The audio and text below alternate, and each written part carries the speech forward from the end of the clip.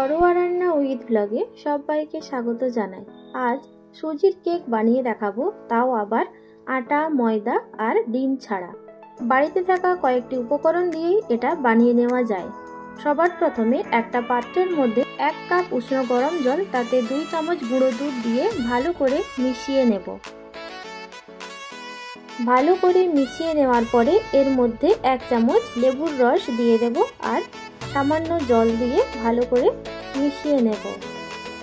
ভালো করে মিশিয়ে নেওয়ার পরে এখানে দানা দানা ভাব চলে এসছে। এর মধ্যে চিনি দিয়ে দেব 1 কাপ। ভালো করে মিশিয়ে নেব। ভালো করে মিশিয়ে নেওয়ার পর এর মধ্যে 1/2 কাপ রিফাইন্ড অয়েল দিয়ে দেব। দিয়ে দেওয়ার পর আবারও ভালো করে সবকিছু মিশিয়ে নেব। এখানে যেহেতু চিনি গুঁড়ো করে দেওয়া হয়নি, সেই জন্য একটু সময় নিয়ে মেশাতে হবে। মিশিয়ে নেওয়ার পর এই পর্যায়ে সুজি দিয়ে দেব। অল্প অল্প করে সুজি দেব আর মেশাতে থাকবো। এখানে কিন্তু আমি 2 কাপ সুজি ব্যবহার করেছি। অল্প অল্প করে দেব আর মেশাতে থাকবো। সময় নিয়ে কিন্তু মেশাতে হবে, যাতে কোনো লাম্পস না থাকে।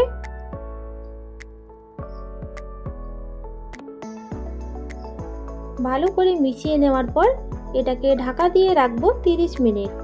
কড়ার মধ্যে লবণ দিয়ে দিয়েছি আর একটা স্ট্যান্ড বসিয়ে এটাকে লো ফ্লেমে গরম করে নেব। আজকে এই ছোট ছোট বাটিতে আমি কেক বানিয়ে দেখাবো, তার জন্য এখানে 4টে বাটি নিয়ে নিয়েছি। দিয়ে এর মধ্যে সাদা তেল দিয়ে দেব কয়েক ফোঁটা করে। দিয়ে দেওয়ার পর ভালো করে ব্রাশ করে দেব।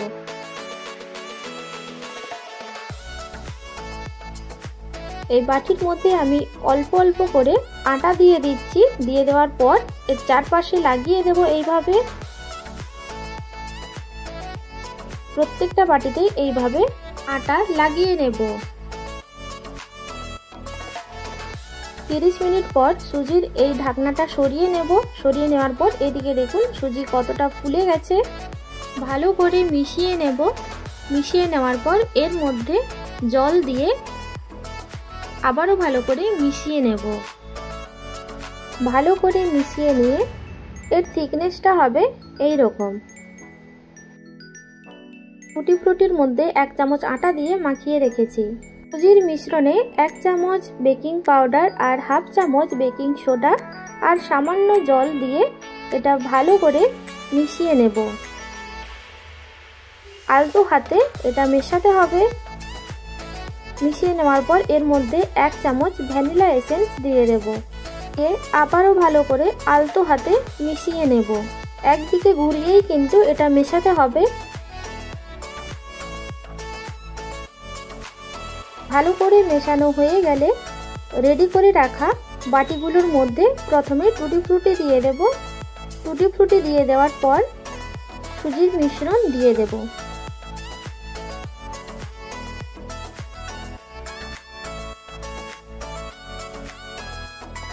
প্রত্যেকটাতে দিয়ে দিয়েছি।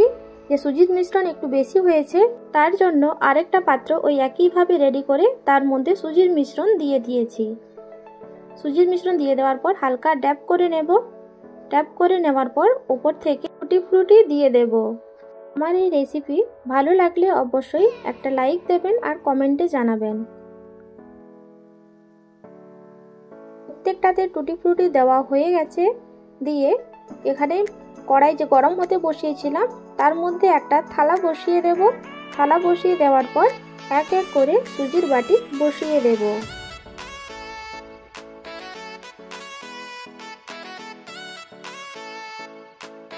বসিয়ে দেওয়ার পর এটাকে ঢাকা দিয়ে রাখবো 30 থেকে 35 মিনিট একদম লো ফ্লেমে। ঢাকনার মধ্যে যে ছিদ্র রয়েছে সেটা লবঙ্গ দিয়ে বন্ধ করে দেব। একইভাবে আরেকটা কড়াইতে লবণ আর স্ট্যান্ড গরম হতে দিয়েছিলাম, তার মধ্যে এই কেকের বাটি বসিয়ে দেব। বসিয়ে দেওয়ার পর ঢাকা দিয়ে রাখবো একদম লো ফ্লেমে 30 থেকে 35 মিনিটের জন্য।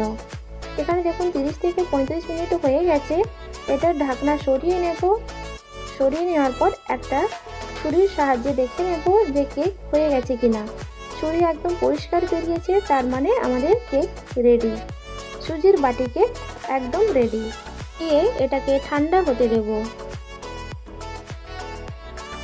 অপরদিকে এই কেকটিও 35 মিনিট হয়ে গেছে। ঢাকনা সরিয়ে দেব। ছুরির সাহায্যে দেখে নেব, ছুরি একদম পরিষ্কার বেরিয়েছে, তার মানে এই কেকটিও রেডি। দিয়ে এটা ঠান্ডা করে নেব। সুজির বাটি কেকগুলো ঠান্ডা হয়ে গেছে, দিয়ে নামিয়ে নিয়েছি। দিয়ে এগুলো ছুরির সাহায্যে এর বাটির চারদিকটা একটু ছাড়িয়ে নেব। আমার এই রেসিপি আপনাদের কেমন লাগলো অবশ্যই কমেন্টে জানাবেন। আর এই রকমই নিত্য নতুন রেসিপির আপডেট পাওয়ার জন্য চ্যানেলটি সাবস্ক্রাইব করে পাশে থাকা বেল আইকনটি অন করে রাখবেন সবার প্রথমে নোটিফিকেশন পাওয়ার জন্য। ছাড়ানো হয়ে গেছে, দিয়ে একটা প্লেটে নিয়ে নেব। আর একটা বাটির মধ্যেও যে কেক বসিয়েছিলাম সেটাও ঠান্ডা হয়ে গেছে। দিয়ে ছুরির সাহায্যে এর চারদিকটা ছাড়িয়ে নেব, দিয়ে একটা প্লেটে নিয়ে নেব। দেখেই বুঝতে পারছেন কেক কতটা স্পঞ্জি হয়েছে।